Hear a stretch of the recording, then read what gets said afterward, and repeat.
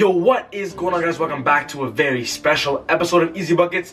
Today, I'm going to be giving you guys 5 tips on how to win your fantasy basketball league. Y'all ready to get into it? 3, 2, 1, let's get it and let's go.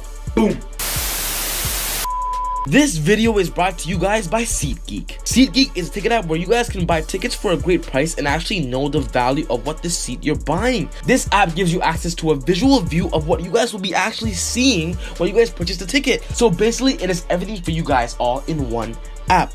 It is an app for sports games, concerts, you can name it all. So make sure you guys download the app and be sure to use my promo code ezBUCKETz to get a $20 discount on your first purchase. So if you guys are new to the channel, guys, welcome to ezBUCKETz. We are a fantasy basketball channel. We talk about fantasy basketball from a daily to weekly basis and talk about everything you guys need to know, from the waiver wires to the best trade targets to the best buy low players. So if you guys love fantasy basketball, you guys love basketball in general, make sure you guys hit that subscribe button and make sure you guys click on that notification bell to not miss any of my videos. What I personally do differently is I actually help you guys with your fantasy basketball teams, and all you guys gotta do for that is go follow my Instagram account, ez.buckets. Send me a direct message asking me on any questions about fantasy basketball, and I'll do my best to help you guys win your fantasy basketball league. But without further ado, we're going straight to the list on the best tips and tricks to win your fantasy basketball league. So the first tip that I want to talk about, guys, is you guys must prepare for the fantasy playoffs. Right now, we are about halfway into the midpoint season of fantasy basketball,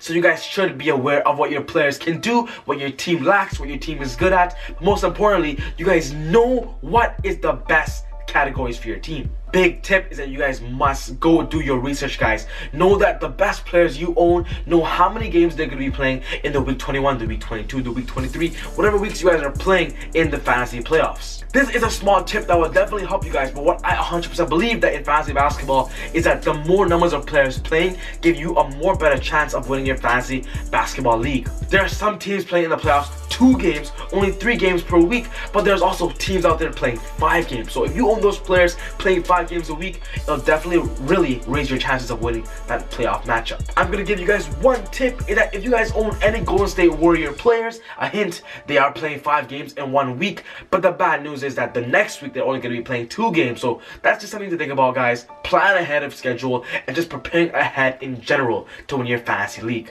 The second tip I'd like to give you guys is to utilize your waiver wires. I don't know each and every single one of your leagues and how it works with waiver wire pickups. In my league, there's weekly max pickups and there's also max season pickups. But if your league has, just weekly pickups, utilize your waiver wire, especially if you guys know that in your playoffs, you have a max of 4 per week. Save 4 pickups for the season so you guys can utilize that for your fantasy matchup.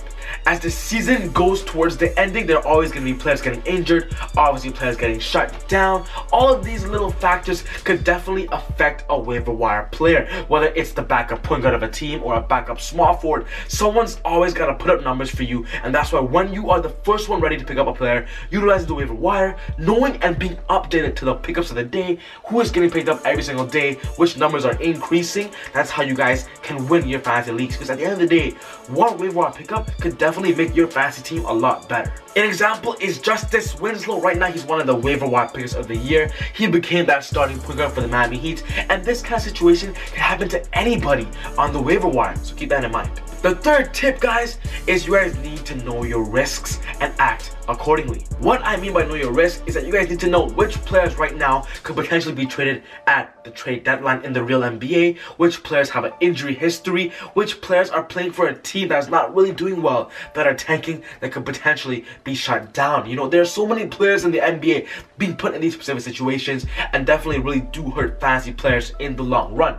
So knowing your risks and acting fast, trading them away, giving them in package deals could definitely help you win your league. An example is this: DeMarcus Cousins is returning to the Golden State Warriors, but the point is we all know about his risk to be playing unrestricted minutes, to probably not play back-to-back games, to sit and rest a lot of games. You don't want to own a player like that during the fantasy basketball season. So basically, guys, knowing the players you own, the risk and rewards that they offer you could definitely help you guys win your fantasy league. At the end of the day, it's the small things that matter in fantasy basketball, and this is just another small tip. The fourth tip that I want to talk about, guys, is actually a really important one, and this is for every single fantasy player, and that lazy never wins. Whether your goal is to become that first place standings, to be the first place playoffs, second place playoffs, it doesn't matter. Whatever you want to achieve, lazy in fantasy basketball never wins. Not checking your updates, not checking and setting your lineups, not even checking what's going on in the NBA never wins fantasy basketball. And if you're serious about fantasy basketball, you guys cannot be lazy, and that's a fact. If you guys aren't serious about your fantasy basketball league, then you shouldn't even be watching this video.